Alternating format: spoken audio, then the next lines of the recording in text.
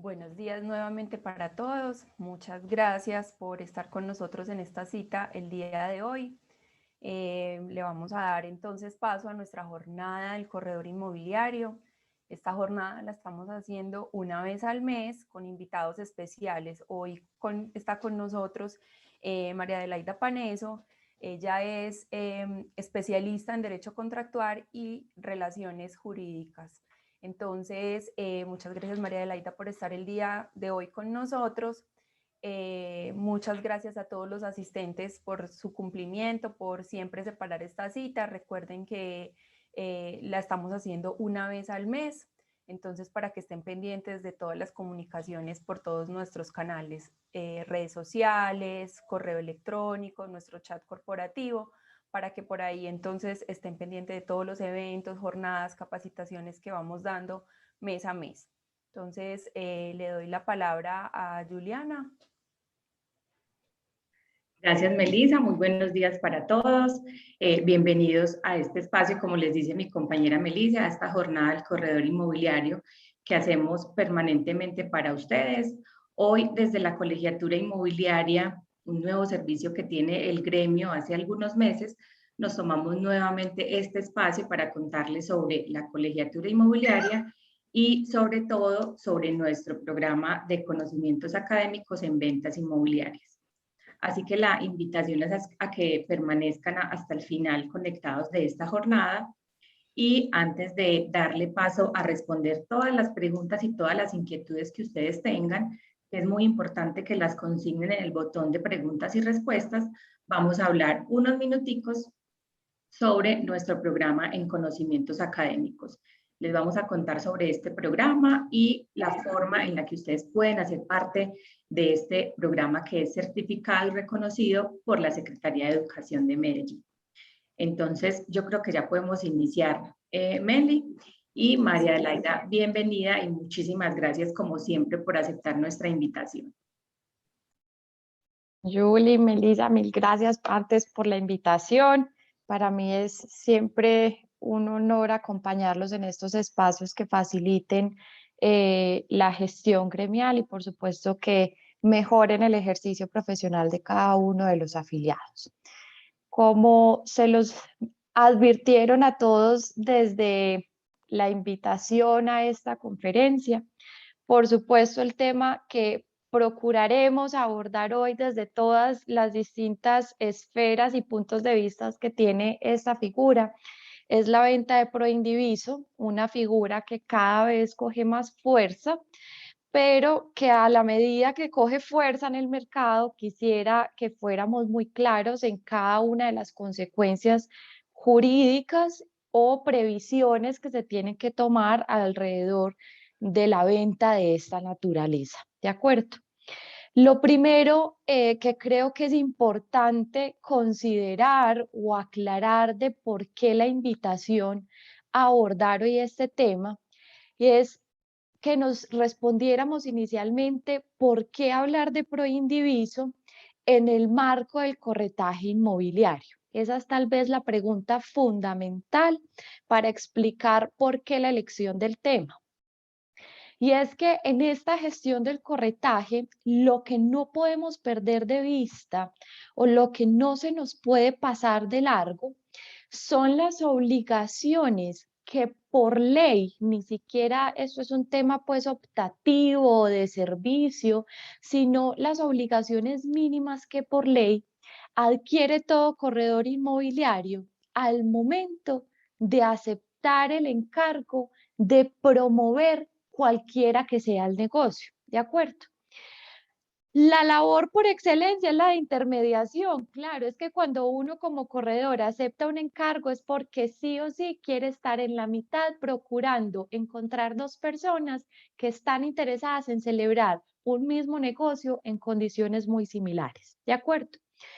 Pero en la que quiero hacer especial énfasis como una obligación que justifica abordar el tema de hoy, que es la venta en proindiviso, es el deber de información que le impone el mismo Código de Comercio al corredor inmobiliario.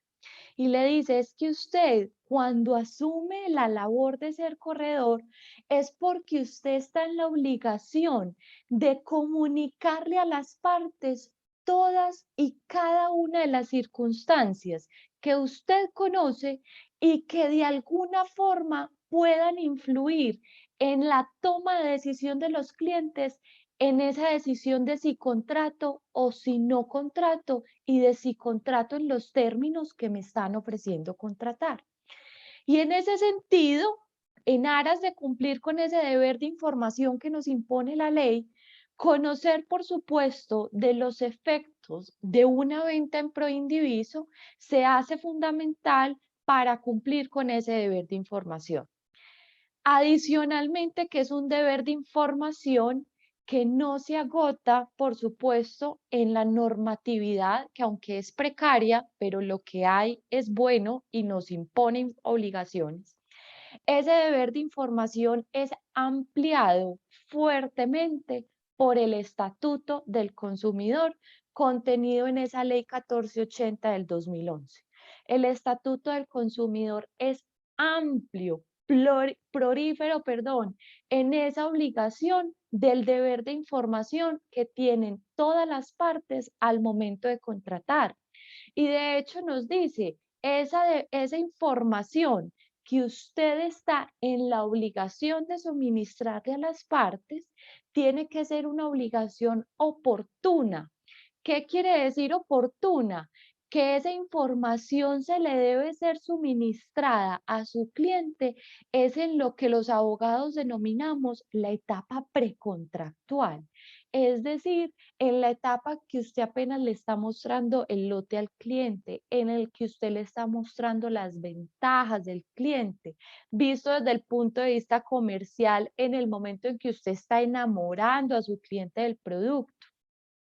En esa etapa es que usted le tiene que dar toda la información relativa, incluso al proindiviso, no después de celebrado el negocio. Si la información es suministrada única y exclusivamente después de firmar el contrato, la información ya no está cumpliendo con el requisito de oportunidad.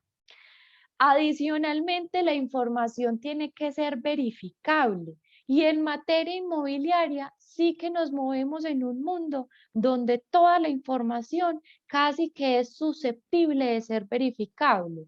Verificable en escrituras públicas, verificable en certificados de tradición y libertad, verificable en visitas al lote, verificable en planos, en levantamientos topográficos, etcétera, etcétera. Adicionalmente, esa información tiene que ser idónea, es decir, que la información tiene que servir para aquello que por naturaleza está hecha o debe ser suministrada. Entonces, la información idónea, y yo entiendo mucho que con esa obligación en los términos que la pone el Código de Comercio, a veces lo jurídico empieza a ser muy pesado versus la labor comercial que quisiera hacer el corredor, porque el corredor, por supuesto, entiendo que quiere enamorar al cliente del producto, enamorar al cliente del inmueble, pero con esa carga de información que nos dice, por más que usted lo quiera enamorar, inevitablemente cuéntele a ese cliente todo lo que pueda ser determinante para que él se tome la idea o se haga la decisión de si contrata o no contrata en unos términos de absoluta transparencia. Entonces entiendo que en esa gestión comercial y en ese cumplir con el deber legal, por supuesto puede sentirse uno a veces en un dilema de, es que yo sé que si le cuento esto al cliente eventualmente se me daña el negocio. ¿De acuerdo? Pero ahí sí, visto por supuesto desde una perspectiva estrictamente jurídica, a veces no dar la información completa, disfrazar un poco esa realidad jurídica, puede salir más caro que perder el negocio en términos de verse involucrado en un proceso donde eventualmente nos pidan el resarcimiento o la indemnización por no ser claro, completo o idóneo en la información que estamos suministrando. Y adicionalmente, ustedes que se mueven en el sector del corretaje, les recuerdo ese artículo 1340 del Código de Comercio que dice que si usted se quiere hacer llamar corredor inmobiliario, se supone que usted tiene un especial conocimiento del mercado, lo que quiere decir o se traduce, visto desde este deber de información, que usted tiene que tener el conocimiento técnico, pero adicionalmente tiene que tener la capacidad de traducir todo ese conocimiento técnico a palabras sencillas y coloquiales, de tal manera que el que no se mueve en el sector inmobiliario le entienda perfectamente las condiciones del producto que está comprando, los riesgos que está asumiendo y los beneficios que va a poder percibir. ¿De acuerdo?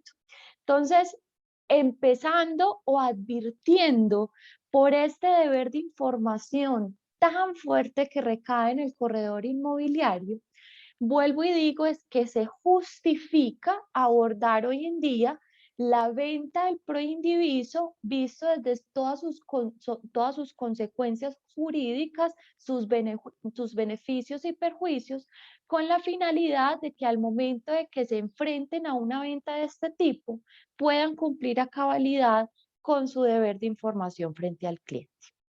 Haciendo esa introducción, entonces, es importante ahora sí, entrando en materia, ¿por qué abordamos el tema del proindiviso? Muy sencillo, porque cuando vemos desde el punto de vista de la compraventa, ¿qué se puede vender? Y ampliándolo un poquito más a la permuta, porque recordemos que a la permuta le aplican exactamente las mismas normas de la compraventa. Entonces, todo lo que vamos a analizar, así hablemos solo de venta, en el fondo entiéndase también que les aplica incluso cuando estén enfrente de contratos de permuta. Cuando estamos viendo la compraventa, hay muchas posibilidades de venta. Lo más usual es usted vender el 100% de la propiedad y comprar a su vez el 100% de la propiedad. Pero hay ciertas excepciones, ciertos casos distintos, excepcionales si se quiere, pero que también son cosas que se pueden vender. Y dentro de esas tantas cosas extrañas a vender el 100% o comprar el 100%, está, por supuesto, el caso del proindiviso. ¿De acuerdo? ¿A qué nos referimos entonces o qué se entiende por proindiviso cuando vamos a hacer una venta de esta naturaleza? El proindiviso, señores, es más común de lo que ustedes imaginan, porque el concepto de proindiviso hace referencia a tener un derecho parcial sobre un todo o sobre una propiedad. Es decir, cuando hay más de una persona que son propietarios de un bien inmueble. Entonces, no me quiero ir muy lejos. Fíjense que si se los pongo de esa manera, el proindiviso es más común de lo que uno se imagina. Es el típico caso de la pareja de esposos que quieren comprar un apartamento y ponerlo a nombre de los dos. Es el típico caso del papá que compra un apartamento o una casa, pero lo quiere poner a nombre de sus 2 o 3 hijos. Esos 2 o 3 hijos, esos 2 esposos que entran a compartir la propiedad es porque en el fondo cada uno tiene una parte de la propiedad. Son típicos ejemplos que si se los pongo en esos ejemplos o en esos casos, esas hipótesis evidencian que el proindiviso nos acompaña mucho más seguido de lo que nosotros nos imaginamos. Y ese proindiviso lo que implica en el fondo es que hay más de 2 personas que comparten la titularidad sobre una propiedad. Es decir, que entre varias personas, en varios porcentajes distintos, se comparten el 100% de la propiedad sobre un inmueble. ¿De acuerdo? Entonces, si yo vuelvo y les pongo el ejemplo de los 2 esposos que tienen a nombre de ellos su apartamento, su casa, del papá que no pone a nombre de los 3 hijos un bien inmueble para hacerles alguna inversión, que es bien común, ustedes me dirán, ah, pues claro, es demasiado común la figura del proindiviso. Pero el proindiviso ha cogido en la práctica y recientemente otro tipo de aplicación en otros escenarios, que es donde creo que mayor cuidado o donde cobra especial importancia conocer los efectos jurídicos de esta figura del proindiviso. ¿Por qué traigo hoy como un tema importante el tema del proindiviso? Digamos que aquí lo que quiero materializarles o graficarles es un típico ejemplo de proindiviso. Lo que intento hacer con el recuadro verde es graficar de alguna forma un lote, ¿de acuerdo? Un lote donde para el ejemplo puntual tenemos 4 propietarios distintos, uno que tiene el 30% de propiedad, otro que tiene un 20% y dos cada uno con un 25%.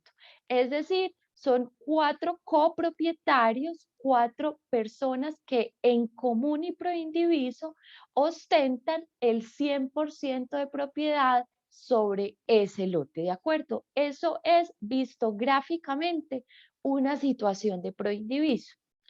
Esa situación de proindiviso se ha hecho cada vez más común con, digamos, publicidades, promociones de inmuebles bajo las siguientes condiciones.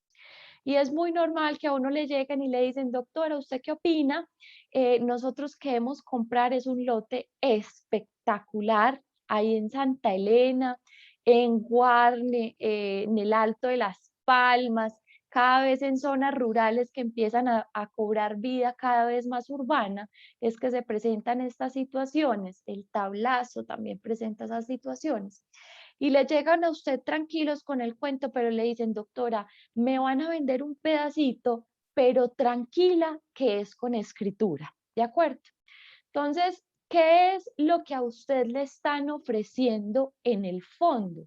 A usted lo que le están ofreciendo en el fondo, vuelvo y me devuelvo, es que de un lote que tiene una extensión mucho mayor, a usted lo que le están diciendo es, venga, yo le vendo un pedacito de ese lote y se lo vendo con escritura pública, ¿de acuerdo? Eso es lo que le están ofreciendo a usted en estas condiciones.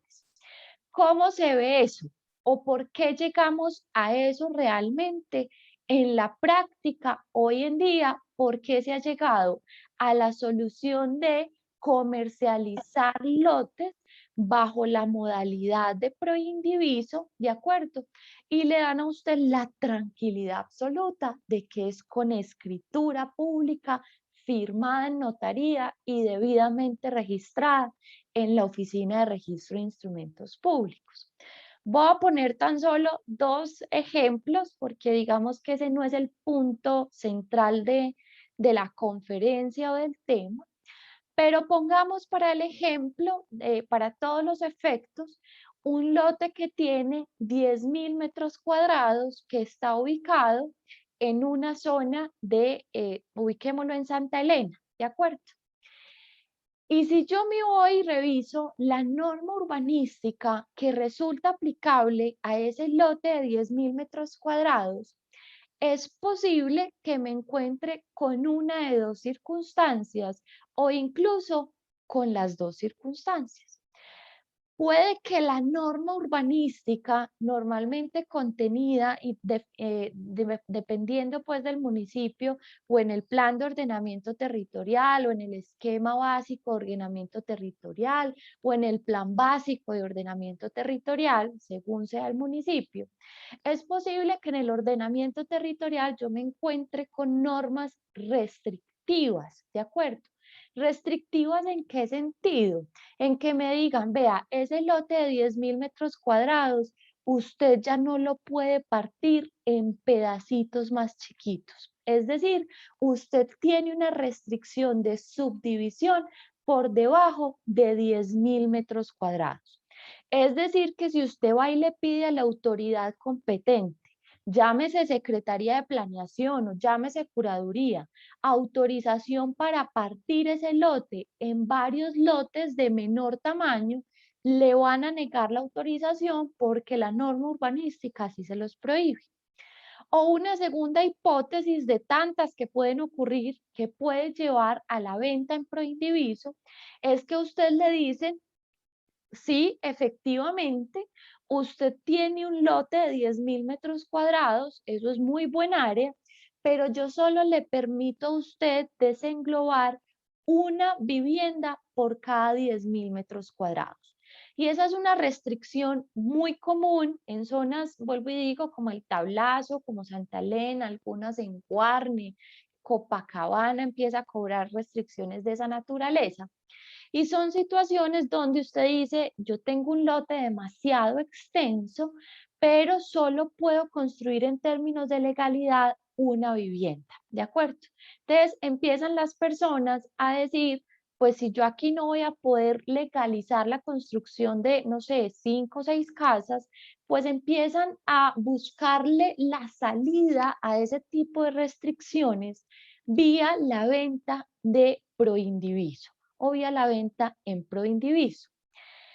¿Cuál es la situación o qué es lo que primero quisiera aclarar como solución a esa venta en proindiviso? Señores, esta ha sido la solución que ha adoptado la gente en la práctica frente a ese tipo de restricciones urbanísticas aplicable a sus lotes. ¿Qué ha hecho las personas? Las personas llegan y dicen, ok, yo no puedo partir esto con una licencia de subdivisión, pero yo sí puedo vender porcentajes sobre el todo. Entonces, yo que hoy soy el dueño de este lote, voy a empezar a vender porcentajes. Y entonces me busco un primer cliente y le digo que yo le vendo 2.500 metros cuadrados, que eso equivale al 25% de propiedad sobre nuestro lote que inicialmente tenía 10.000 metros cuadrados. Me busco un segundo cliente que le interesan otros 2.500 metros cuadrados, entonces yo lo que hago es que le vendo es un 25% de propiedad sobre el lote. Y me consigo otros 2 clientes, un cliente eventualmente interesado en un lote un poquito más amplio, le vendo un 30% de propiedad y le digo que eso le equivale a 3.000 metros cuadrados. Y finalmente encuentro un cuarto cliente interesado y le digo, pues me queda un lote de 2.000 metros cuadrados, él está efectivamente interesado en ese lote de 2.000 metros cuadrados. Y lo que termino haciendo es que lo que inicialmente yo tenía como un 100% de propiedad, se lo he vendido a 4 personas distintas en los porcentajes que hemos indicado. Esa es la solución que han encontrado las personas. Entonces, ellos van, ponen incluso cercas, dividen materialmente el lote, a usted lo llevan que no tiene ni idea de proindiviso y le dicen el 25% de propiedad que a usted le estoy ofreciendo corresponde a estos metros cuadrados que le estoy mostrando sobre este primer límite. Su 25% de propiedad corresponden a los 2.500 metros cuadrados que están en este límite, le dicen al otro cliente.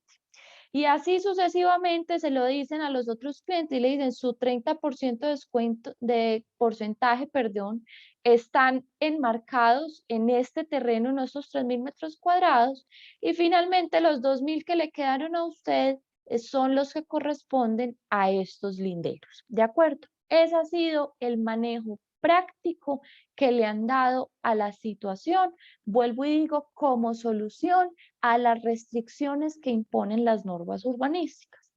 Pero señores, frente a eso, yo les tengo una mala noticia, sin el ánimo mucho menos de satanizar el proindiviso, porque como se los demostré al comienzo, el proindiviso es una figura que nos ha acompañado en el sector inmobiliario toda la vida y nos seguirá acompañando.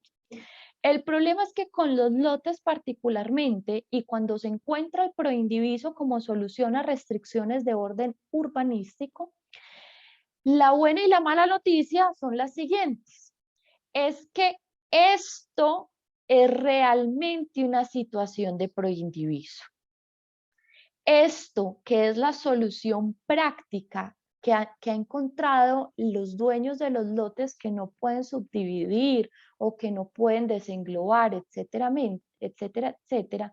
Esto no es una situación verdadera de proindiviso, porque el proindiviso indica que usted sí tiene un porcentaje de propiedad, pero tiene un porcentaje de propiedad sobre el todo. El proindiviso no permite determinar materialmente su porcentaje de propiedad a qué área del inmueble corresponde, ¿de acuerdo?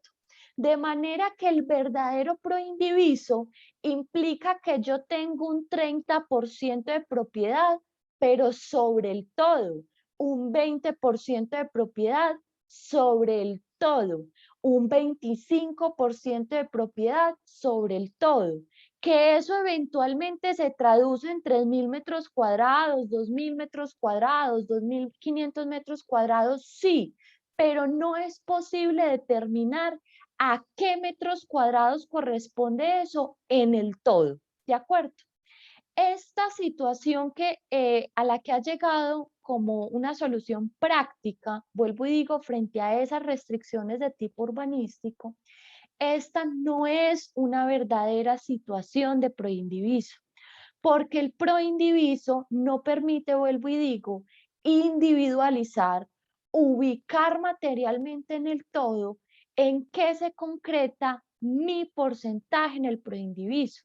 Y es posible que en un lote sea más complejo de entender la situación, pero vámonos a la hipótesis más sencilla, que es la que nos ha acompañado tradicionalmente toda la vida en el proindiviso. Vámonos para la pareja de esposos que compran 50 y 50 el apartamento donde ellos viven. En esa situación, si el proindiviso permitiera materialmente una división, eso implicaría que entre los esposos se tienen que poner de acuerdo si la cocina y la zona social le corresponde a uno de ellos y las habitaciones y los baños le corresponden al otro. Eso no es posible, vuelvo y digo, porque el proindiviso es un derecho sobre el todo que no se concreta en una división material, ¿de acuerdo? Lo que lleva a que en esa enajenación especialmente de lotes que se ha hecho bajo la modalidad de proindiviso, haya un mal entendimiento de lo que es el proindiviso. Y las personas que creen que están comprando un proindiviso en estas condiciones están asumiendo determinados riesgos que son los que pretendo, digamos, esbozar de alguna forma con las previsiones que quisiera que tuviéramos con la figura hacia adelante. ¿De acuerdo? Habiendo hecho esta salvedad, ¿cuáles son entonces esos principales efectos jurídicos que deberíamos considerar cuando nos enfrentamos a una venta de proindiviso? Porque ya lo advertimos de alguna manera. ¿Es válido la celebración de un contrato de proindiviso? La respuesta es sí. Por supuesto, yo sí tengo la propiedad de un inmueble y tengo el 100% de la propiedad. Yo puedo decidir libre y arbitrariamente si estoy dispuesto a vender el 100% de la propiedad de mi lote o si quiero vender un 5%, un 30%, un 50%, un 80%. Esa es una decisión que yo puedo tener. Pero lo cierto del caso es que el que compre el resto del porcentaje para compartir la propiedad conmigo debe conocer las consecuencias de esto, ¿de acuerdo? Entonces, veamos cuáles son las consecuencias. Vuelvo y digo, no de comprar el proindiviso como es, sino de comprar el proindiviso como las personas creen que es el proindiviso, que ya advertimos, eso no es proindiviso. Primera consecuencia que puede resultar adversa. Supongamos que de ese lote que tenía inicialmente 10.000 metros cuadrados y el señor lo que quería era partir eso en varios lotecitos para vendérselo a personas distintas, pero no pudo hacerlo, el que dijo, ah, no, yo vendo porcentajes de propiedad y yo qué le digo a la persona, este es su 25% por aquí, a ver, yo el cursor, este es su 25, este es su 25, usted tiene el lote más grande que tiene un 30% y a usted le corresponde por aquí el lote más chiquito, un 20%, ¿de acuerdo? Entonces, normalmente las personas, ¿para qué compran un lote en Santa Elena, en el Alto de las Palmas, en el Tablazo, en Guarne? Porque se están soñando construir su casa con sus ahorros de toda la vida, con un patrimonio importante. Entonces, supongamos que de las 4 personas que compran ese lote, el primero en construir es el que adquirió el 30%. Esa persona compra ese lote que él cree que equivale a esos 3.000 metros cuadrados y le invierte otro tanto en construir la casa de sus sueños, ¿de acuerdo? Entonces, esa persona, en ser el primero en construir, muy juicioso, acude a planeación, solicita la licencia de construcción de su casa. Digamos que para planeación realmente existe, es solo un lote, que es el todo. Planeación verifica las condiciones del lote y le expide a ese propietario del 30% su licencia de construcción, ¿de acuerdo? Y ese propietario del 30% termina de construir su casa en condiciones o en un marco de legalidad absoluto, pero después, como es apenas obvio, los otros 3 propietarios del 25% cada uno y el otro del 20%, pues quieren hacer lo mismo porque para eso compraron su lote, para construir. Y es posible que si estas personas se van después a planeación o a curaduría, según corresponda, según el municipio de ubicación del inmueble, y van y solicitan licencia para construir sus casas, como para planeación o las curadurías, esto no son realmente 4 lotes, sino que sigue siendo un solo lote, ojo con esto.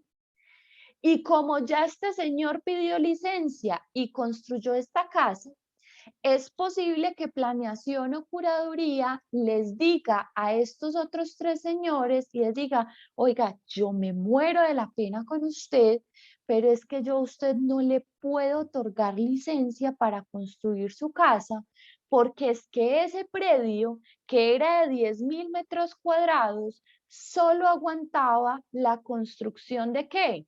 De una vivienda de tantos metros cuadrados en tantas condiciones. Y esa vivienda en esas condiciones ya la construyó fulano de tal que también es propietario. Lo que quiere decir que el lote, como un globo, ya agotó sus índices, o puesto en palabras sencillas, ya agotó su capacidad de construcción, por lo menos en un marco de legalidad. ¿Eso qué implica? Que si eventualmente las otras 3 personas quisieran construir su casa, primero lo van a tener que construir por vías de hecho, es decir, no lo van a poder hacer en una situación de legalidad fundamentada debidamente en una licencia de construcción, sino que lo van a tener que hacer en un marco de ilegalidad, lo cual configura a todas luces una infracción urbanística, ¿de acuerdo?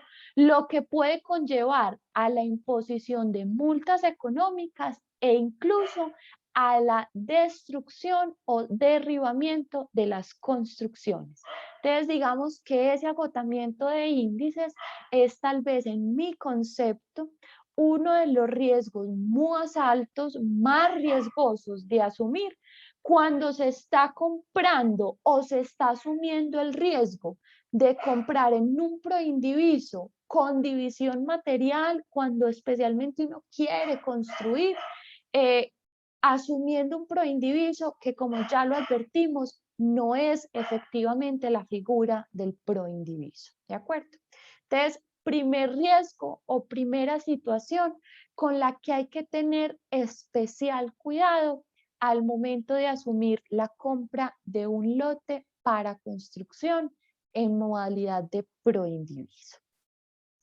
Un segundo riesgo que tenemos que evaluar y que especificaremos un poquito más adelante en las posibles soluciones que tenemos a esta situación de proindiviso es que volvamos al ejemplo donde este señor que compra un 30% y que cree erróneamente que su 30% sobre el lote equivale a esos 3.000 metros cuadrados enmarcados en ese recuadro, ese señor construye una casa, ¿de acuerdo?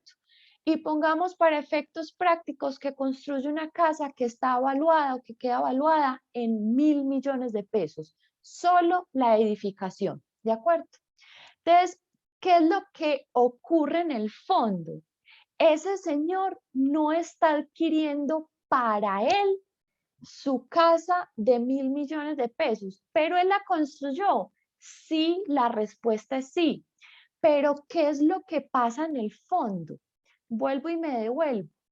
Como él cree erróneamente que este segundo escenario es la situación real de un proindiviso, pero todos sabemos, desde ahora por lo menos, que esta es la verdadera situación de un proindiviso.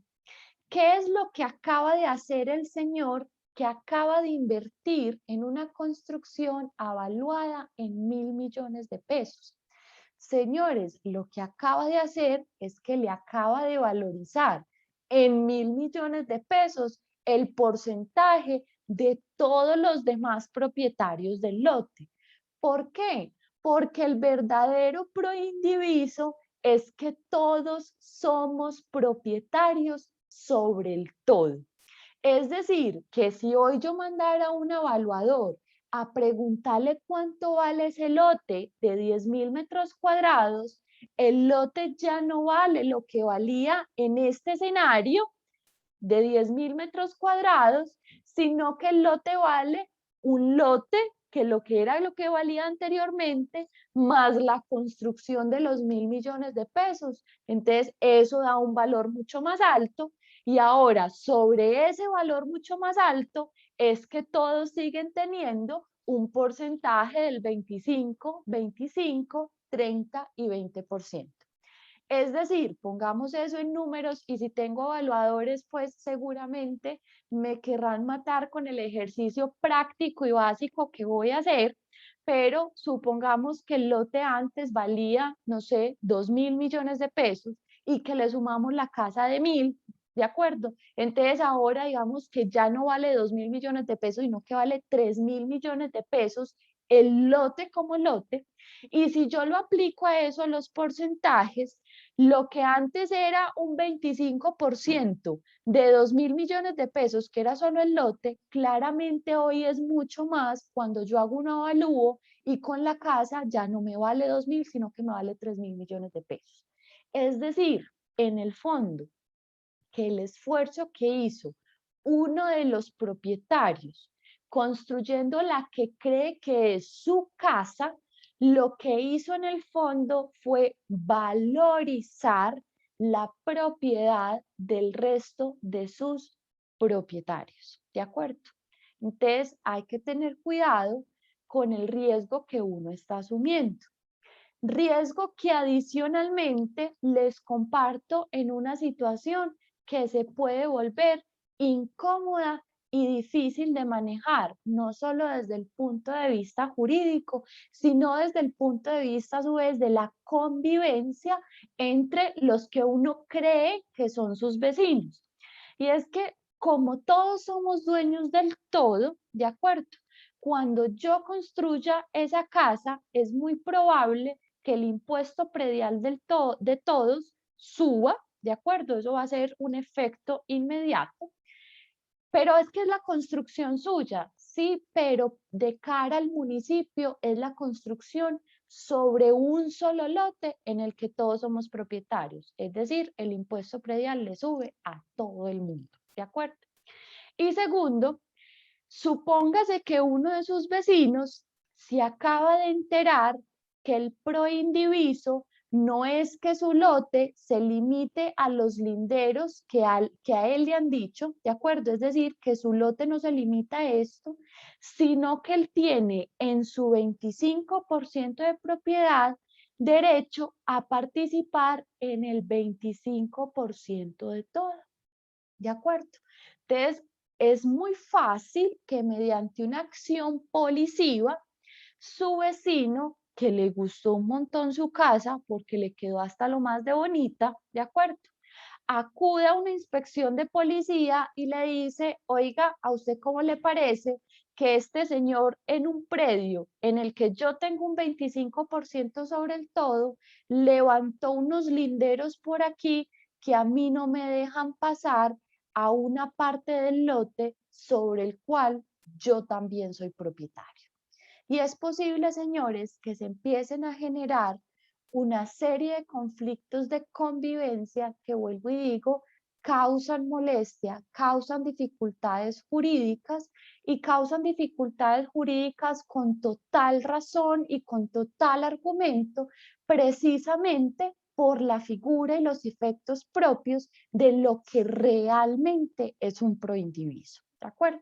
Entonces, esta segunda previsión o segundo riesgo que uno tiene que estar consciente de que está asumiendo, porque vuelvo y digo, comprar en proindiviso es posible, pero este es uno de los efectos o de los riesgos que uno tiene que estar dispuesto a asumir cuando acude a esa figura. ¿De acuerdo?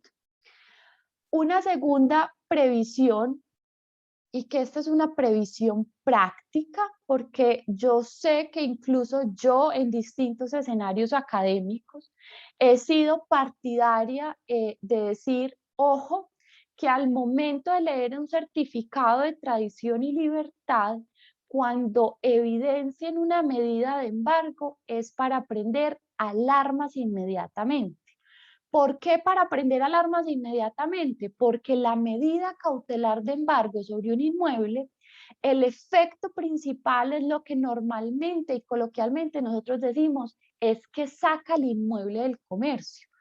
¿Cuál es el efecto real de un embargo? Es que provisionalmente, transitoriamente, mientras el embargo esté vigente, en principio no es posible realizar un negocio jurídico que tenga por objeto ese bien inmueble, ¿de acuerdo? Pero en situaciones de proindiviso, señores, uno puede ser un poco más moderado sobre esa posición o frente a ese, digamos, precaución que debe tomar uno frente a la medida del embargo. ¿Por qué se los digo? Porque cuando un lote que a pesar de estar en proindiviso sigue y seguirá siendo una sola matrícula inmobiliaria, ¿cómo se evidencia el proindiviso en ese certificado de tradición y libertad? Simplemente se evidencia que una sola matrícula tiene 4 propietarios distintos para ajustar claramente el efecto al ejemplo que tenemos en pantalla. Si fueran 5, 6 o 7 propietarios, los 5, 6 o 7 deberían aparecer en esa misma matrícula inmobiliaria, ¿de acuerdo? Lo cierto de caso, señores, es que cuando alguno de esos propietarios tiene una deuda que le quieren cobrar coactivamente, pues a uno no le pueden embargar más de lo que uno tiene. Es decir, si yo fuera propietaria de un lote o de un pedazo equivalente a un 25% sobre este lote, lo único que me podrían embargar a mí es un 25% del derecho de propiedad sobre ese lote. Pero si a mí me están cobrando una deuda que solo tengo un 25%, jamás podrán embargar el 100% de la propiedad del inmueble. ¿De acuerdo? En ese sentido, el embargo bajo la modalidad de proindiviso puede verse de una manera más moderada. ¿Por qué? Porque si el embargado es solo una de las personas que en este caso que les intento graficar en pantalla, mis dibujos y mis gráficas a veces son gráficas claramente de abogado, entonces intento ser pues lo más clara posible en un intento muy fallido. Si en este ejemplo que tenemos en pantalla, a la persona que le embargan, su derecho es a la persona que solo tiene un 20% de propiedad, eso quiere decir claramente que yo no puedo salir a negociar el 100%, que no puedo negociar el 20% de esa persona, pero que claramente puedo seguir realizando negocios sobre ese inmueble sin ninguna restricción sobre el 80% de propiedad restante sobre ese inmueble. Es decir, quien tiene el 30% puede salir a negociar o hacer cualquier negocio jurídico con su derecho de propiedad. Igual cada uno de los que tiene un 25%. El único frente al cual habría una restricción, y vuelvo y digo, en principio, porque siempre soy enfática de eso, los corredores inmobiliarios sí deben tener precaución cuando vean un embargo, pero también deberían entender el efecto económico del embargo como una oportunidad inminente de celebrar negocios incluso mucho más fácil. Entonces, vuelvo y repito, en principio no se podría realizar un negocio sobre ese 20% de manera exclusiva, pero el resto 80% de la propiedad sí está habilitado para continuar haciendo negocios dentro del tráfico jurídico común y corriente. ¿De acuerdo? Esa como la tercera, digamos, previsión o la tercera, el tercer entendimiento de los efectos que tenemos que ver sobre el real proindiviso hoy en la práctica. Tenemos que entender que para el ejemplo les puse un lote de 10.000 metros cuadrados y mantener un lote de 10.000 metros cuadrados cuando se trata de destinación vivienda, pues empieza a ser un lote grande. Pero los lotes en proindiviso, señores, especialmente cuando empezamos a movernos más en el ámbito de los predios rurales, más a las aforitas de las ciudades, de las urbes, los lotes empiezan a ser mucho más grandes. Es más, por la unidad agrícola familiar, esa restricción de subdivisión de los lotes empieza a ser más restrictiva y a tratarnos digamos, con predios mucho más grandes. Aquí les estoy poniendo ejemplos de metros cuadrados, pero cuando salimos a campos o a zonas rurales, normalmente las restricciones empezamos a hablar de hectáreas, ¿de acuerdo? Y los inmuebles, cuando hablamos en términos de hectáreas, por supuesto que son inmuebles mucho más grandes, más difíciles de manejar. Y dentro de esos lotes, que son mucho más difíciles de manejar por su extensión, es muy probable que nos encontremos con que en el área del lote empiezan a haber ocupaciones que configuran la figura del poseedor.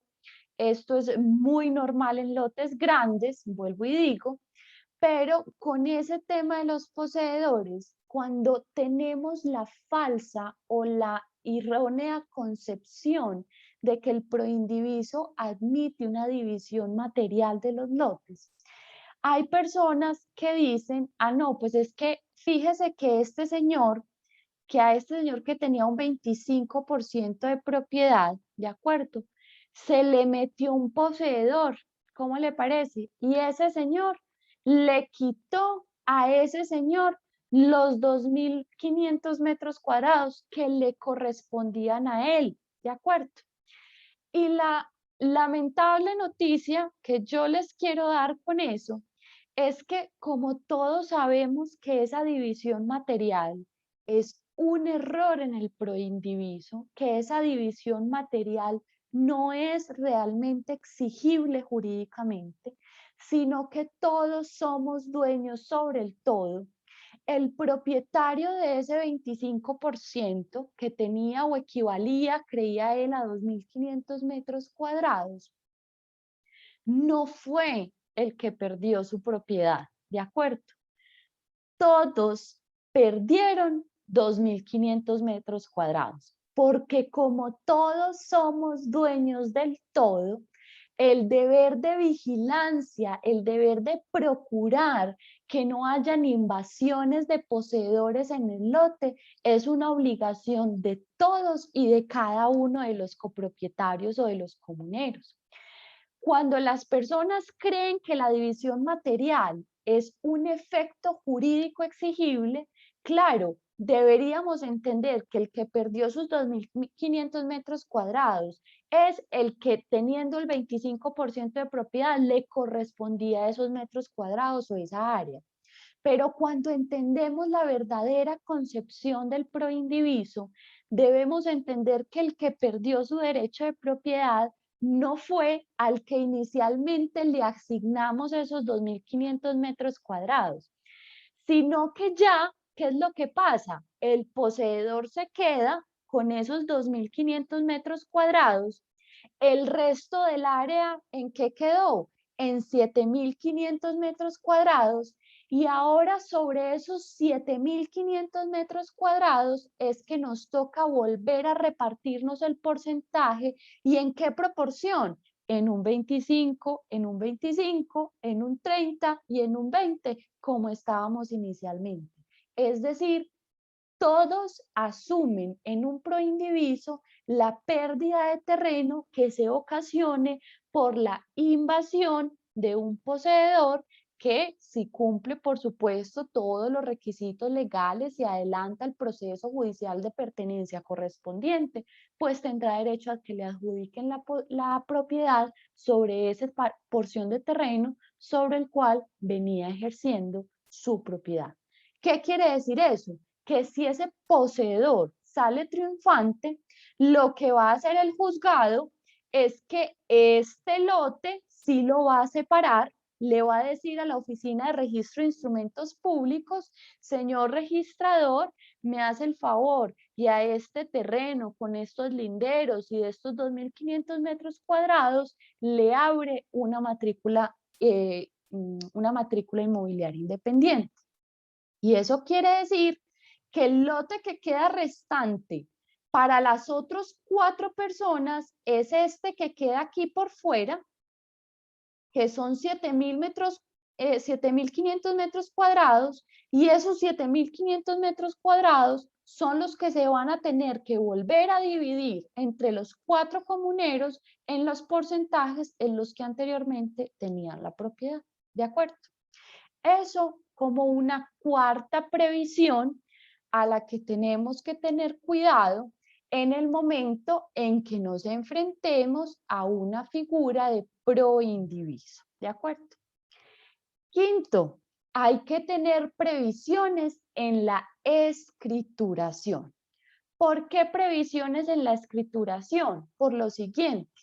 Recuerden que yo, que soy la propietaria inicialmente de un lote de 10.000 metros cuadrados, que tengo dificultades o restricciones urbanísticas que no me dejan partir ese lote en pedacitos más chiquitos o que no me dejan construir más de una vivienda en esos 10.000 metros cuadrados, y que he optado entonces por acudir a la figura del proindiviso como solución o como salida de ese mundo de restricciones urbanísticas, ¿de acuerdo? Entonces empiecen con que, o recordemos con que esto empieza con que yo tengo el 100% de la propiedad, ¿de acuerdo? Y entonces empiezo en la búsqueda a través de ustedes, señores corredores, de clientes interesados en un lote para construir su casita, ¿de acuerdo? ¿Cómo debe ser la escrituración de ese proindiviso? Señores, normalmente se nos vuelve paisaje el contenido de las escrituras públicas, ¿de acuerdo? ¿Qué quiero decir con eso? Que si yo en la escritura llego y digo que María Adelaida Paneso le está vendiendo al propietario 1 el derecho de propiedad sobre el inmueble tal, lo que estoy haciendo inmediatamente es que se entiende que le estoy pasando el 100% del derecho de propiedad. Si yo quiero acudir a la venta en pro indiviso, tengo que ser absolutamente clara en la escritura pública del porcentaje que estoy vendiendo en cada una de esas escrituras. Lo que quiere decir que yo voy a incluir en la escritura pública que yo, María Adelaida Paneso, le estoy vendiendo al propietario 1 el 25% del derecho de propiedad. ¿Sobre qué? Sobre este lote, el grande. No vayan a cometer el error en la escritura pública de inventarse bajo la modalidad de proindiviso unos linderos, ¿de acuerdo? Y van a describir solo este pedacito. Eso es un error. La escritura no les va a pasar primero por notaría y probablemente les pase por notaría porque poco revisan o corroboran los linderos. Pero lo cierto del caso es que no les va a pasar registro, ¿de acuerdo? Porque en la venta de proindiviso no es el procedimiento idóneo para yo generar divisiones materiales, ¿de acuerdo?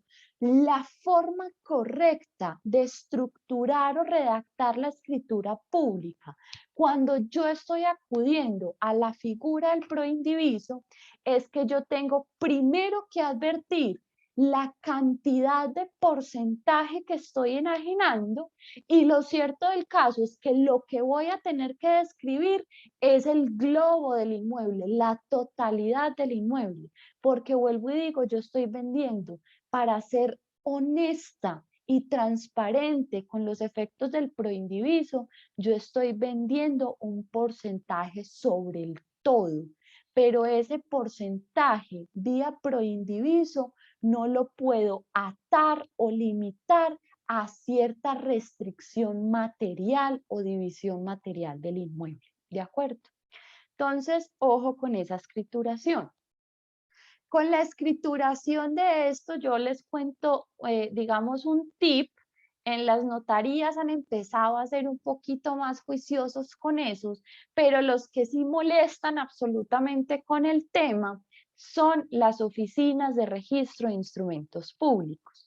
¿Por qué molestan con eso? Por supuesto, porque ellos como oficina de registro de instrumentos públicos que llevan de alguna forma el inventario de propietarios y de inmuebles en cierta jurisdicción, a ellos no les puede quedar un porcentaje de propiedad sin propietario, ¿de acuerdo? Es decir, todo inmueble y toda área del inmueble a ellos les tiene que aparecer en cabeza de alguien. Entonces es muy común que cuando empiezan a partir el inmueble en porcentajes que implican a su vez decimales, o el más común de todos, cuando vamos a partir el 100% entre 3 personas, es muy común que para tratarnos a todos por igual, entonces lleguen y digan que en la escritura pública que están transfiriendo a nombre de 3 personas, donde cada una va a recibir el 33,33% de la propiedad. ¿Por qué les digo que tengan mucho cuidado con ese tipo de escrituración? Porque yo sé que es lo más común, pero eso es un error. ¿Es un error en qué sentido? En que si usted suma estrictamente en la calculadora 33,33 más 33,33 del otro, más los 33,33 del otro, eso le da 99,99. ¿Eso qué quiere decir? Que para la Oficina de Registro de Instrumentos Públicos queda volando sin propietario un ¿qué? Un 0,01% de propiedad.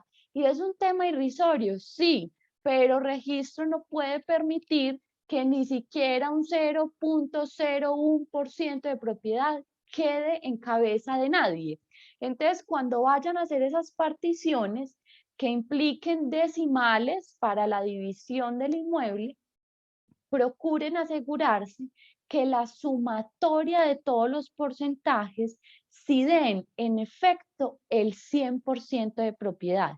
Cuando dividan, o el efecto práctico realmente, el manejo práctico, es que cuando dividan la propiedad, por ejemplo, en ese caso o en esa hipótesis que pusimos de dividir el 100% entre 3 personas por partes iguales, inevitablemente hay 2 personas que van a quedar con el 33,33% y a otra persona toca ponerle el 33,34%, porque de lo contrario, eso es inadmisión fija de la escritura pública en la Oficina de Registro de Instrumentos Públicos. ¿De acuerdo? Señores, habiendo hecho como las previsiones más importantes para acabar justo de tiempos y creo que tenemos un buen número de preguntas, lo cierto del caso es que los abogados tenemos, digamos, en derecho una premisa o un principio fundamental, y es que nadie está obligado a permanecer en comunidad o proindiviso, ¿de acuerdo? Supóngase que yo no me entendí con las otras personas, que no estamos haciendo un buen manejo, que el otro me está molestando mucho porque le moví el lindero, porque quiere entrar a mi casa, porque ya no le parecen los 2.500 metros cuadrados que a él le tocaron y que le estuvo averiguando bien y que eso no tiene que ser lo de él, etcétera, etcétera. Los mil y un motivos que lo pueden llevar a uno a querer disolver esa situación de proindiviso o de comunidad, ¿de acuerdo? Normalmente todo se puede solucionar de mutuo acuerdo, pero cuando definitivamente no hay acuerdo entre las partes, toca acudir a un proceso judicial, ¿de acuerdo? Con todas las cargas, demoras e implicaciones que acarrea el hecho de acudir a cualquier proceso judicial. Pero uno puede acudir a un proceso judicial como único copropietario en el proindiviso y decirle al juez, vea, yo ya no quiero permanecer en esta situación de proindiviso, venga, disolvamos esta situación de proindiviso. La forma en la que preferentemente se resuelve una situación de proindiviso es mediante la división material del bien, si ello es posible, ¿de acuerdo? Entonces, cuando estamos hablando de lotes, probablemente el juez vaya a preferir acudir a una división material del inmueble, y de no ser posible la división material del inmueble, pues se acude a una venta del bien para que con el producto de la venta, es decir, con el dinero que se recaude, a cada uno de los comuneros o de los copropietarios se le entregue lo que le corresponde en proporción a su porcentaje de participación. Señores, uno normalmente hablando de inmueble creería que lo normal es una partición material, pero no necesariamente. Cuando es un lote, de pronto es un poco más evidente que puede partirse materialmente, pero cuando estamos hablando del par de esposos que tienen entre los dos un apartamento, claramente una división material no cabe en cabeza de nadie. Entonces, fíjense que hay casos donde a pesar de ser inmuebles, los objetos del proindiviso no queda de otra que salir a venderlos para dividir ya es el dinero y acabar de esa manera con la situación de o similar a una sociedad que tienen cada uno de los que participan en el proindiviso. ¿De acuerdo? Se puede acudir adicionalmente a una venta parcial. Cuando yo le digo al juez, vea, yo no me entendí con estas 3 personas, no quiero convivir con ellas más, no nos entendimos en los términos del proindiviso, yo quiero vender mi parte. El juez, ¿qué puede hacer antes de ir a partir materialmente un inmueble? Que ya vamos a ver que no es un tema tan sencillo como parece. Y antes de salir a vender todo un lote, es posible que el juez lo que haga es que le ofrezca de manera preferente a los otros copropietarios, es decir, a las personas con las que usted comparte su situación de proindiviso, para que sean ellas las que de manera preferente prefieran, por ejemplo, crecer su porcentaje de participación y quedarse ellos tres en la situación de proindiviso, sacándolo a usted, comprándole su porcentaje de participación y ellos se quedan en la situación de proindiviso en unos nuevos porcentajes o en una nueva proporción. Esa venta de ese derecho parcial también es posible, ¿de acuerdo? Pero supongamos que no nos pusimos de acuerdo en todo, señores. Tenemos que acudir a lo que inevitablemente trae la ley, trae la norma, como el procedimiento para la división o para lo que es la disolución, ¿de acuerdo? Del porcentaje o del proindiviso en los porcentajes, ¿de acuerdo? Lo primero, por supuesto, que tiene que hacer un juez, porque un juez podrá conocer la norma, pero difícilmente conocerá de los efectos económicos, de las condiciones económicas y de mercado del inmueble, es que el juez, de la ayuda de un perito evaluador, ¿de acuerdo?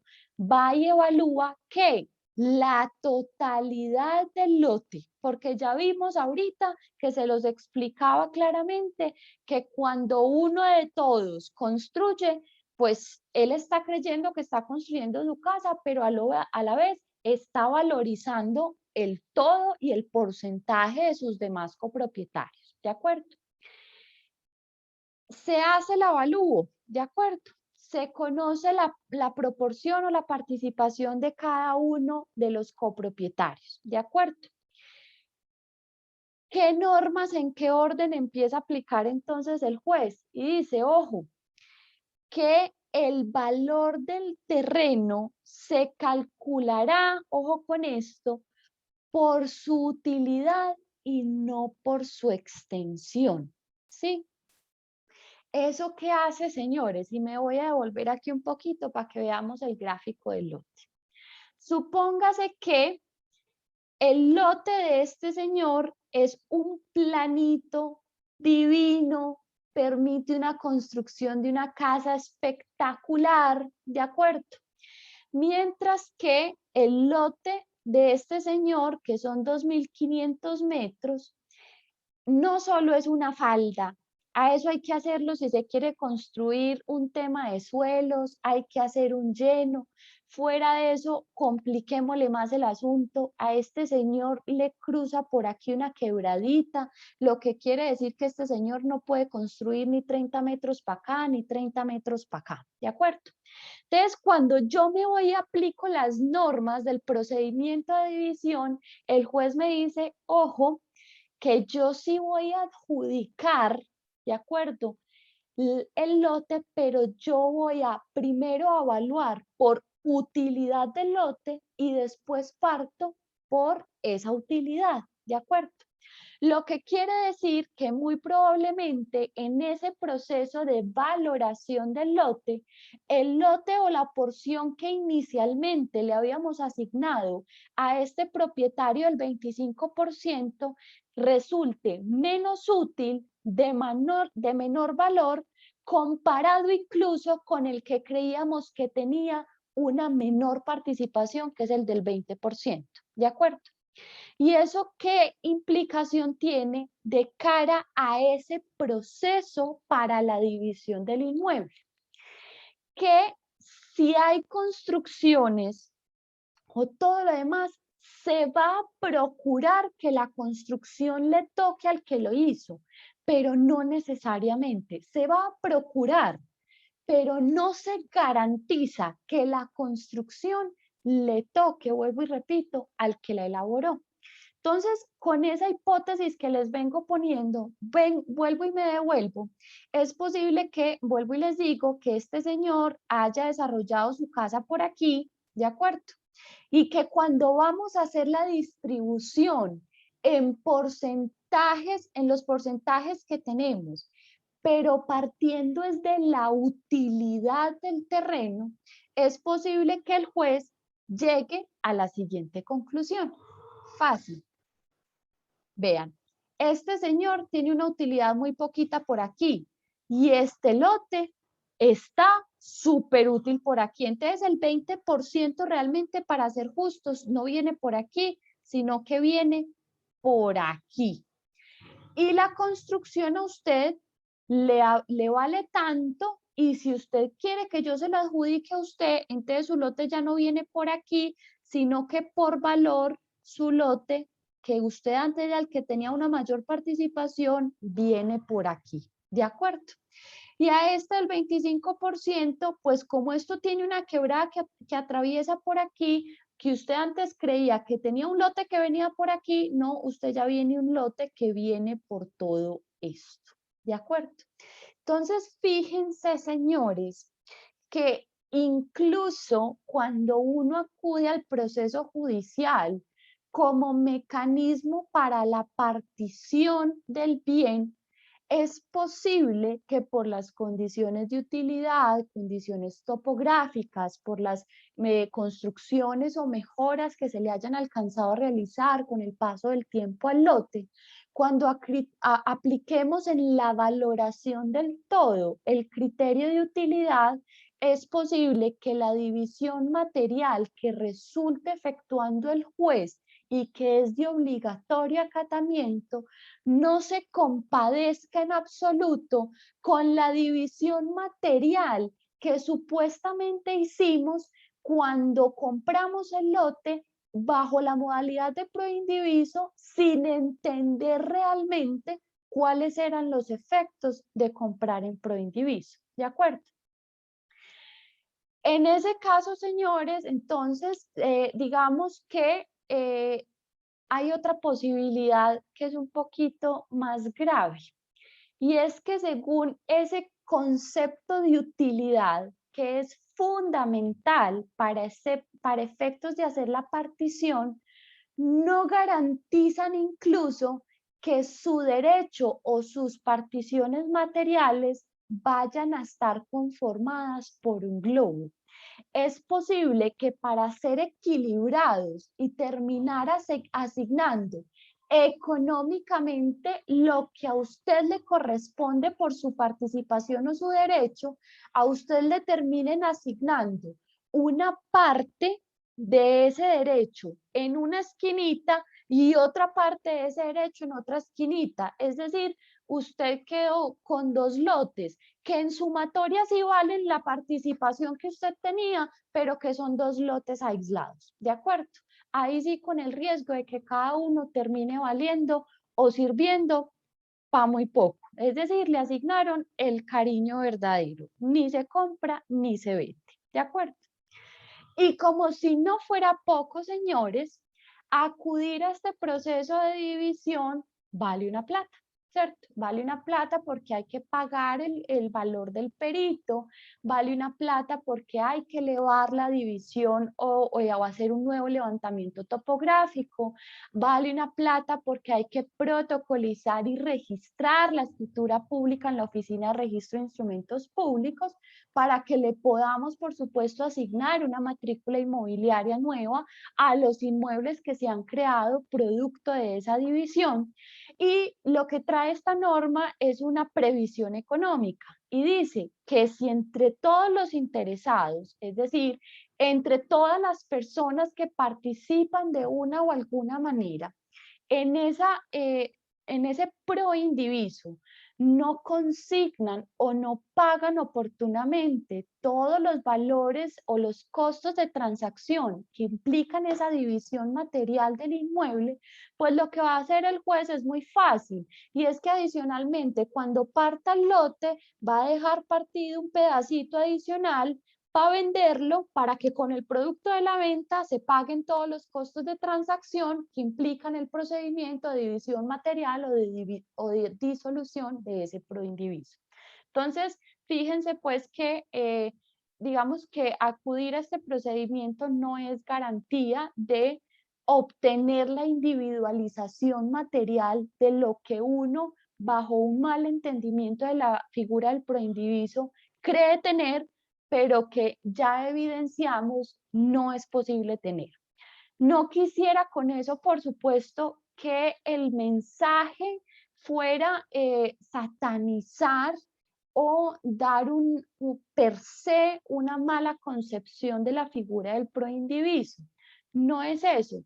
Entre 4 amigos podemos comprarle un lote ahí para dejarlo engordar. Maravilloso, eso es un negocio maravilloso. Entre 3 amigas que estamos pensando que el día de mañana vamos a construir la casa donde vamos a pasar la jubilación y somos 3 personas que en un tema de honor, de respeto, más allá de lo jurídico, somos capaces de sobrellevar la situación. Perfecto. Comprar un inmueble entre 2 o más personas, una casa, un apartamento, una bodega por inversión, eso no tiene mayor inconveniente. Creo que el mayor riesgo se evidencia es precisamente en la situación que ha dado auge a que hoy el proindiviso sea una institución bastante nombrada, y es en encontrar en el proindiviso la solución a las múltiples restricciones urbanísticas para subdividir lotes, para construir en lotes que tienen restricciones por X o Y circunstancias. Es ahí donde de verdad hay que evaluar todas, digamos, y se me pueden escapar incluso en las previsiones que he puesto de presente, se me pueden escapar incluso otras, pero hay que evaluar el riesgo que eventualmente uno esté dispuesto a correr. Y en ese sentido, señores, hechas esas previsiones o esa antecedente, quisiera que como conclusiones llegáramos por lo menos a 3 premisas fundamentales. ¿Cuál es la primera de ellas? Por supuesto, la celebración de un contrato de compraventa sobre un porcentaje que configura un proindiviso es una figura válida, es una figura eficaz y es una figura realizada en un marco de legalidad, ¿de acuerdo? No quiero decir con eso que esté prohibido el proindiviso, eso no es cierto. De hecho, es una de las tantas formas de celebrar un contrato de compraventa o de permuta, como lo advertíamos al iniciar la sesión de hoy o la jornada de hoy, ¿de acuerdo? Entonces, lo primero es que es válido hacerlo, no hay ningún problema. Lo segundo y más importante de cara a la actividad que ustedes desarrollan como corredores inmobiliarios es que, por supuesto, es necesario conocer estas condiciones, consecuencias o previsiones, como las quieran llamar, derivadas de aceptar una figura de proindiviso, de aceptar incurrir en un estado de proindiviso, porque creo que son ustedes, derivados de ese deber de información que les impone inicialmente el Código de Comercio y que les reitera de una manera más amplia y más profunda el Estatuto del Consumidor, son ustedes los llamados a advertir a sus clientes cuando estén incurriendo en un proindiviso de estas distintas provisiones o de estas distintas consecuencias o eventualmente riesgos que estén dispuestos a asumir.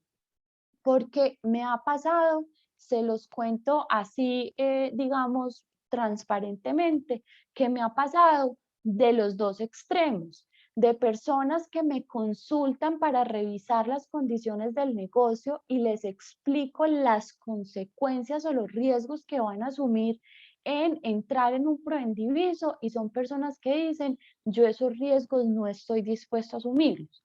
Pero también tengo los clientes que me dicen, no me importa, si usted viera ese lote se enamora, es mi sueño de toda la vida vivir allá, a mí no me alcanza para comprar en una parcelación en otras condiciones, yo me echo la bendición y para adelante. También existen de todos los clientes, ¿de acuerdo?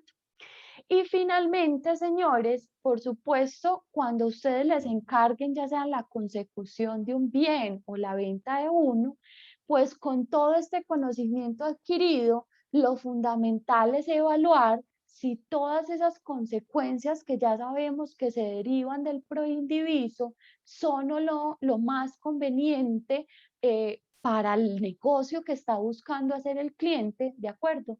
Porque hay clientes que buscarán, por ejemplo, invertir, búsqueme en qué invierto, yo no quiero construir, yo quiero un tema de valorización donde en unos 5 o 10 años yo pueda recuperar una plata, entonces, venga, juntemos bastante gente y que se compren un lote de engorde. Entonces, por eso vuelvo y les digo, no satanicemos el preindiviso.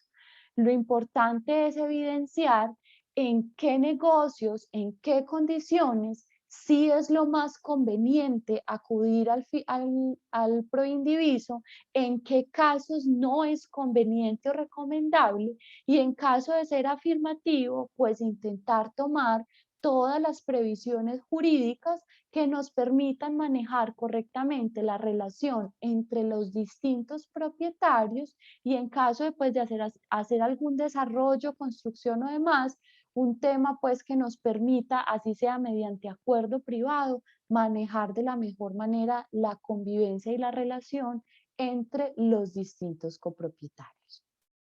Entonces, digamos que hasta ahí, a grandes rasgos, creo que me adelanté por 5 minutos, pero ahí es, digamos que el tema a grandes rasgos es lo que hoy estamos manejando o está cogiendo auge como proindiviso, habiéndoles demostrado que es una figura que realmente nos ha acompañado toda la vida en el sector inmobiliario, pero que hay unas razones de naturaleza urbanística, inmobiliaria, que han motivado o han puesto en auge este concepto de proindiviso, pero lo importante, vuelvo y digo, como corredores inmobiliarios, es conocer todo el contexto, toda la normatividad y todas las consecuencias jurídicas y económicas que se derivan del mismo. Muchas gracias, María, por toda esta información de mucha, mejor dicho, quedamos llenos de conocimiento. Muchísimas gracias. Le doy el espacio entonces a Julie, que nos tiene hoy como unas buenas noticias, y nos esperan un momentico para leer entonces las preguntas. María, muchísimas gracias por toda la información que nos has entregado hoy, que por supuesto es muy valiosa para todos nuestros afiliados y corredores inmobiliarios. Y antes de leer todas las preguntas que ustedes están consignando en este momento en el módulo de preguntas y respuestas, vamos a contarles nuevamente sobre nuestro programa en conocimientos académicos en procedimientos de ventas inmobiliarias.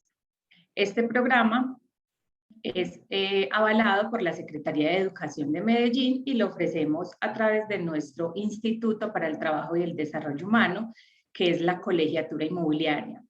Es una invitación muy especial que queremos hacerle a todos ustedes, a las más de 160 personas que nos acompañaron hoy en esta jornada académica del corredor inmobiliario, para que conozcan el programa, escaneen el código QR que les aparece en este momento en pantalla para que conozcan el programa, los contenidos académicos y se animen a ser parte de las primeras cohortes de este programa, que sin duda será muy provechoso para todos ustedes, bien sea que ya lleven mucho tiempo vendiendo propiedad raíz y quieran formalizarse y recibir un título de educación formal por la Lonja, Colegiatura Inmobiliaria y certificado por la Secretaría de Educación de Medellín, o para los que apenas están iniciando. La buena noticia es que en este momento tenemos todavía unos descuentos vigentes, y si ustedes son afiliados a la Lonja como persona natural o empleados de una empresa afiliada a la Lonja, tienen hasta un 30% de descuento. Por favor, no se pierdan, no dejen de revisar la información, porque hemos preparado este programa para que puedan sumar en la profesionalización de los corredores inmobiliarios, que es lo que buscamos como gremio. Y adicionalmente, para todas las personas que ya llevan mucho tiempo vendiendo propiedad raíz, pero no han logrado hacer de pronto los programas que nosotros hemos ofrecido a lo largo de estos años, esta es una muy buena oportunidad, porque les vamos a homologar esa experiencia que ustedes tienen vendiendo propiedad raíz. El procedimiento es muy sencillo, solamente deben solicitar el reconocimiento de saberes previos, ya sea porque han realizado otros programas con nosotros o en otras instituciones, universidades, o por su experiencia laboral como vendedores inmobiliarios, y a través de ese reconocimiento de saberes previos pueden ingresar al programa y realizar únicamente los módulos que son del ejercicio de la profesión, es decir, que hacen parte del corazón de nuestro programa de conocimientos académicos.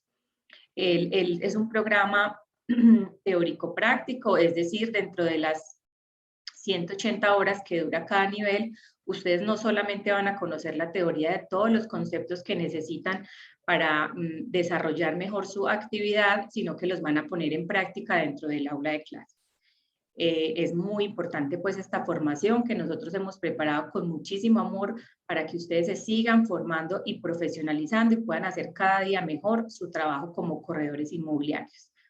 Acá les dejamos esta súper invitación. Empezamos nuevamente con la próxima cohorte el 6 de septiembre, así que están en el tiempo justo, preciso, para que no dejen pasar esta oportunidad y empiecen este 2021 con el primer nivel. Escaneen el código QR, los lleva al WhatsApp del área de capacitación, registro y control académico, y por ahí podemos conversar sobre el programa y ayudarlos en el proceso. Yo los dejo entonces con Melissa para que leamos todas las preguntas que ustedes acabaron de consignar en el módulo de preguntas y respuestas, y muchísimas gracias nuevamente. Muchas gracias, Juliet, para ti y toda la información que hoy nos entregan. Así que bueno, anímense pues a entrar a estos cursos que están súper buenos y tienen una calidad tanto en la información como en los profesores excelente. Bueno, María, por aquí empezamos entonces con las preguntas y por aquí nos dice Sandra Vieira. Tengo una casa en Proindiviso con otra persona que no es familiar ni nada. Estamos en proceso divisorio que lleva 2 años. Yo puedo cobrarle arriendo por mi mitad, ya que él lleva 2 años disfrutando y viviendo en la casa. Pero, a ver si te entiendo la hipótesis. Ellos están ocupando un espacio que en virtud del proindiviso, pues supongo debería corresponderle a ella. Digamos que en principio podría hacerlo o cobrar, pues digamos, alguna expensa por la ocupación de un predio, pues ajeno, ¿sí? El proceso divisorio es largo, pero digamos que a veces cobrar conceptos que no han sido previamente pactados es un tema, digamos, más complejo, ¿sí? Tal vez una vez se dé el tema de la división, podrían estipular un tema de un canon o de alguna remuneración, pero si no hay un contrato de arrendamiento previamente celebrado, digamos que es difícil retrotraer la situación, pues y estipular un canon hacia el pasado. Listo, muchas gracias. Beatriz Ruiz pregunta, cuando se solicita licencia de construcción en Proindiviso, ¿es posible que la licencia de construcción la solicite un solo propietario independiente del porcentaje que se tenga sea inferior o mayor? Sí, incluso a los poseedores les permiten solicitar licencia de construcción. Gracias. Bueno, por aquí decimos, por aquí tengo otra pregunta. Buenos días. La pregunta, Vivian. Sin embargo, si el embargo que se hace efectivo, ellos no discriminan cuál parte van a tomar. O sea, por ejemplo, pueden tomar la casa bonita como parte de pago, aunque no sea del embargo. Lo que pasa es que el efecto del proindiviso, como vimos, es que embargan un porcentaje sobre el todo. Entonces es difícil o imposible, bajo la figura más bien del proindiviso, concretarlo en un área puntual. Es decir, como el embargo está afectando esta esquinita del terreno, eso no es posible. Cuando vayan a rematar el inmueble, van a rematar un porcentaje a su vez sobre el todo, ¿de acuerdo? Entonces no es que el que vaya a hacerse pagar o el acreedor se pare en el inmueble y diga, a mí con el embargo me entregan esta esquinita, vamos a vender esta esquinita o vamos a vender la casa. No, lo que se remata o se vende como producto del embargo es a su vez el derecho de participación sobre el todo. Como no se concreta en su pedazo, tampoco podemos afirmar que se concreta exactamente en la casa, sino en un porcentaje sobre el todo. Listo. Gracias. Por aquí, Ángela María González pregunta, ¿cómo puede poseer el 25% de un todo sabiendo que ya hay una casa sobre el todo que está en uso? ¿Eso no protege el lote completo? No, de hecho, en los bienes muy extensos, los decía, los poseedores son muy comunes. Y les pongo casos tan puntuales. La finca que se construye con casa por mayordomo y nunca se le celebra un contrato laboral al mayordomo, no falta el mayordomo que ha demandado arguyendo la posesión sobre la casa del mayordomo, ¿cierto? Y la tiene uno al lado de la casa principal. Entonces, fíjate que el hecho de uno estar en una casa, en una esquina del lote, si no te das cuenta de que hay un poseedor en otra esquinita, es posible que el poseedor cumpla requisitos y reclame la propiedad sobre la otra esquinita. No hay ningún problema. Bueno, gracias. Por aquí Elizabeth Bernal pregunta, ¿la casa también es propiedad de todos? La respuesta es sí. Sí, está sobre el derecho de todos.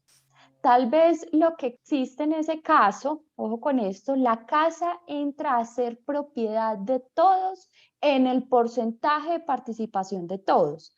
Lo que pasa es que si solo uno de los comuneros se mete la mano al bolsillo e invierte, no sé, los 1.000 millones de pesos en la construcción de la casa, eventualmente lo que hay es un derecho a que los otros comuneros le reembolsen en su proporción o en su participación lo que a ellos les corresponde, porque lo cierto del caso es que la casa de 1.000 millones de pesos entró a valorizar en la misma proporción el derecho de los otros comuneros.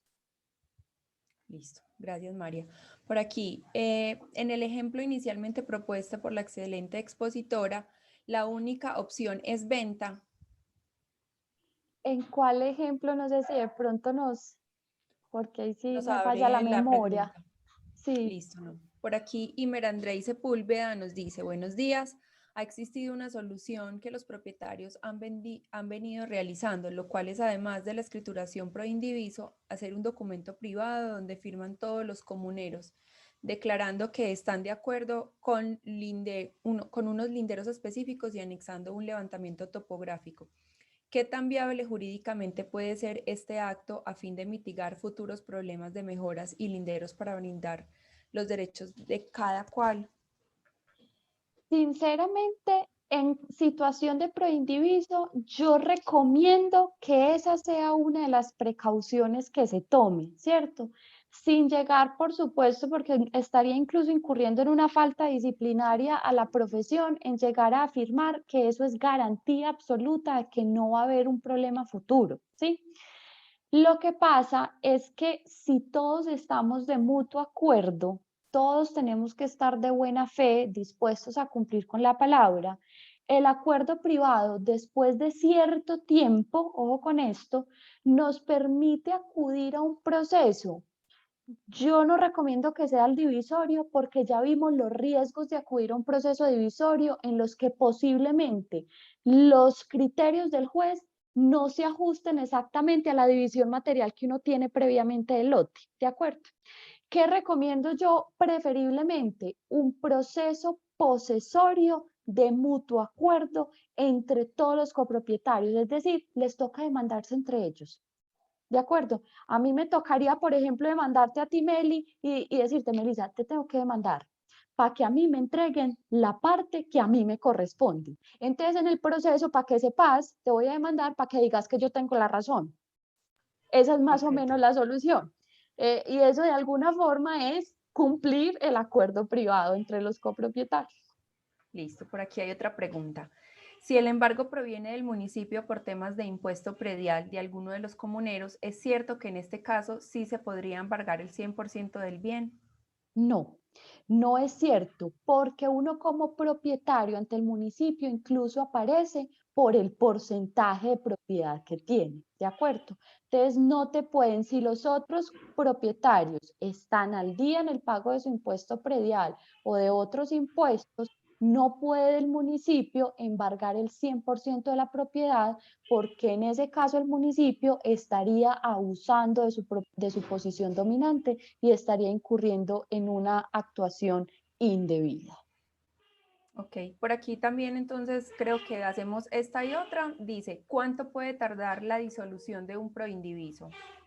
Ay, ojalá tuviera una respuesta. Me ayudaría tanto en mi ejercicio profesional, pero realmente depende mucho del municipio, y del juzgado. Esa sí es una suerte, pero yo de entrada no contaría con un término inferior a un año.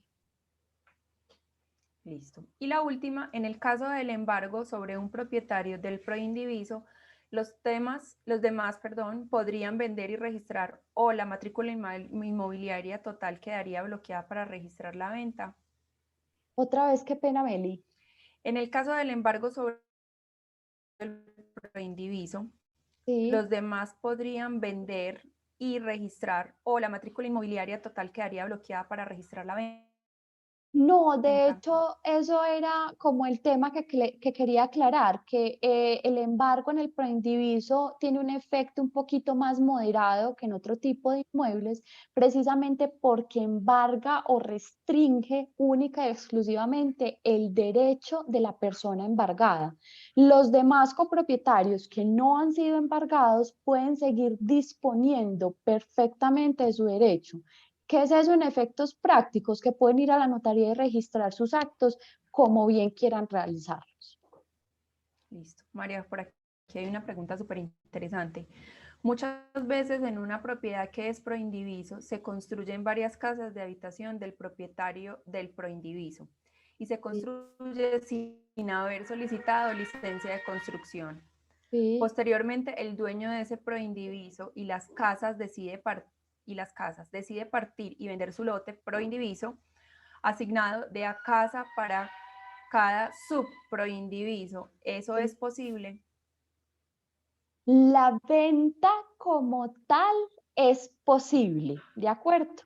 Lo que pasa es que si las construcciones fueron, digamos, construidas sin licencia, uno no solo está asumiendo los riesgos propios del proindiviso que ya advertimos durante toda la sesión de hoy, sino que adicionalmente está asumiendo un riesgo de que está comprando una casa en estado de infracción urbanística, lo que quiere decir que es posible que no solo no le respeten el pedacito que supuestamente le corresponde a usted en virtud del proindiviso, sino que el día de mañana la autoridad administrativa competente para el asunto evidencia el estado de infracción urbanística, lo multe con una multa económica que, si me preguntan, horrible, pero por lo menos eso se soluciona con plata, pero lo más delicado es que lleguen con una retroexcavadora a tumbar las casas que fueron construidas sin licencia.